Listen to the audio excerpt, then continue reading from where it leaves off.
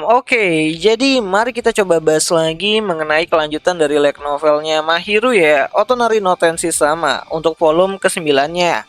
Spoiler ya, tentu aja video kali ini sendiri bakalan jadi video spoiler, jadi jika kalian itu tidak keberatan, yuk mari kita coba lanjutkan. Nah, melanjutkan cerita mengenai si Hoko yang datang ya ke sekolahnya si Amane dalam rangka konsultasi pendidikan para siswa.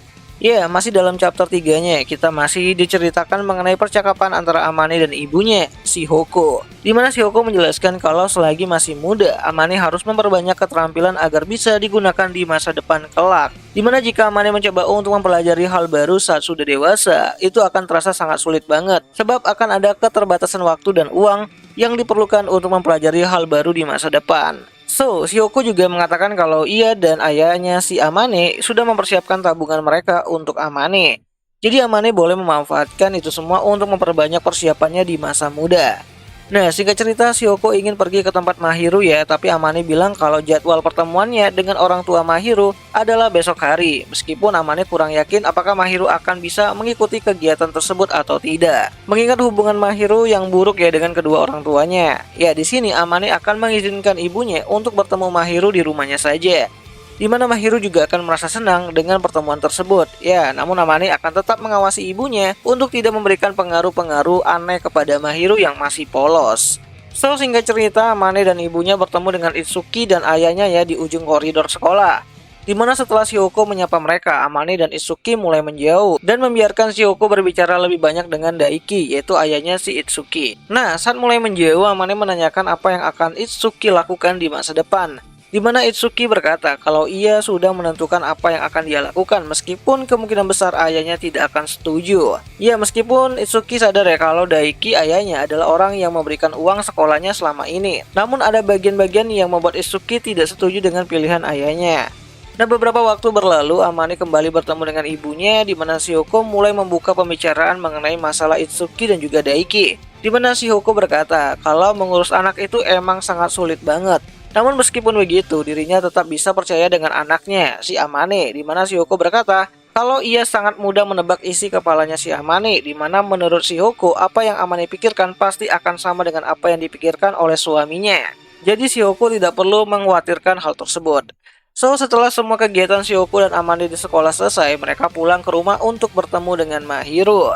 Di mana saat Amane membuka kunci rumahnya, Mahiru dengan sigap langsung menuju ke depan untuk menyambut Amane. Tentu aja dengan lari-lari kecil menuju pintu ya untuk menyambut sang suami gitu kan, gak bercanda. Di mana Mahiru juga terkejut ya dengan kedatangan Shihoko ke rumahnya si Amane. Apalagi saat itu Shihoko langsung memeluk Mahiru dan berkata, "Wah, kamu terlihat sehat banget ya Mahiru," gitu. Nah, singkat cerita Mahiru membuatkan teh hangat untuk Shihoko dan juga Amane. Di mana saat menikmati waktu mereka di ruangan tamu, Mahiru menanyakan mengenai kabar Shihoko dan ayahnya si Amane, di mana Shihoko berkata kalau suaminya sedang sibuk bekerja dan tidak bisa datang hari ini. Di mana Shihoko juga nanyain balik ya kepada si Mahiru apakah Mahiru juga mengikuti kegiatan wawancara wali murid besok. Dan Mahiru menjawab kalau orang tuanya tidak akan datang karena memang Mahiru tidak memberitahunya. Di mana Amane yang tidak menyangka ya kalau ibunya itu akan langsung membahas hal-hal sensitif kepada si Mahiru hanya bisa menahan diri dan menunggu apa yang akan ibunya lakukan setelah ini. Dan Shihoko pun berkata dengan senyum di wajahnya, kalau orang tuanya Mahiru tidak bisa datang, maka ia bisa menjadi walinya si Mahiru. Di mana Shihoko berkata kalau Mahiru adalah anaknya juga. Jadi mendengar mengenai rencana masa depannya si Mahiru adalah hal yang sangat-sangat Shihoko inginkan. Meskipun Amane berkata kalau apa yang Shihoko lakukan nantinya akan menimbulkan rumor di kalangan para guru. Namun ya, Shihoko tidak peduli dengan hal tersebut. Ya, awalnya Amane meminta persetujuan Mahiru dulu nih, karena bisa saja Mahiru keberatan akan hal tersebut. Namun ya, saat Mahiru mengatakan kalau ia juga merasa senang karena Shihoko memperhatikan dirinya, Amane pun hanya bisa pasrah. Ya, Mahiru mengatakan kalau Amane terlihat lucu saat sedang mengkhawatirkan dirinya, dan Amane juga berkata kalau Mahiru juga lucu. Duh, masih ada ibunya Amane di situ loh, gitu kan, sempat-sempatnya mereka itu kan. Nah, singkat cerita, Shihoko yang besoknya harus kembali bekerja memutuskan untuk pulang lebih dulu meninggalkan Amane dan Mahiru kembali berdua di ruangan tamu dengan kedamaian yang seperti biasanya. Padahal Amane berharap ya kalau Shihoko bisa tinggal lebih lama karena Mahiru menyukai keberadaan Shihoko di rumah mereka. So, sebelum waktu tidur datang, Amane Mahiru kembali lagi membahas mengenai pertemuan dengan wali kelasnya besok ya. Dimana Mahiru tahu kalau Amane mengkhawatirkan dirinya dan Mahiru berkata kalau dia berterima kasih untuk itu, di mana Mahiru juga menjelaskan kalau dirinya tidak memikirkan orang tuanya akan datang atau tidak, di mana Mahiru juga berkata, kalau dia yakin dengan nilai akademiknya, dia bakalan bisa menghadapi hidupnya di masa depan. Oh ya, ayah dan ibunya juga telah memberikan asuransi pendidikan kepada Mahiru, sehingga Mahiru tidak perlu lagi khawatir soal finansialnya. Ditambah lagi, orang tua Mahiru mengirimkan Koyuki untuk mengasuh Mahiru dari kecil, di mana hal itu sudah cukup untuk Mahiru syukuri. Ya, Mahiru secara tersirat ingin berkata kalau dia akan baik-baik saja untuk kedepannya.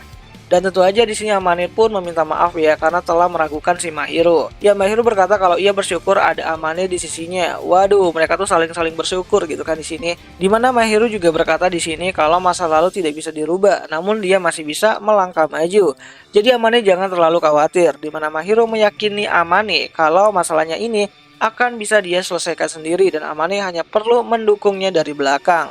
Ya, Amane yang sadar tidak bisa menyelesaikan masalah keluarganya Mahiru lantas berkata kalau kedepannya Mahiru harus lebih percaya lagi kepada dirinya karena Amane akan selalu membahagiakan si Mahiru apapun keadaannya. Waduh, gulaku naik lagi nih gitu kan. Apalagi setelah pembicaraan tersebut, Mahiru memeluk Amane sambil menandukkan kepalanya ke dada Amane dan berkata kalau Amane makin mirip dengan ayahnya. Waduh, apa ini gitu kan. Nah, jadi kurang lebih seperti itulah kelanjutan dari chapter 3 dan masuk ke chapter 4 dari adaptasi light novelnya Otonari no Tenshi Sama.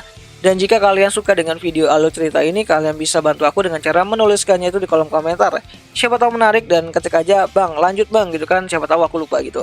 So, akhir kata itu aja lah dulu mengenai video singkat kali ini, dan jika ada yang salah aku minta maaf dan sampai jumpa di pembahasan anime lainnya. Jani.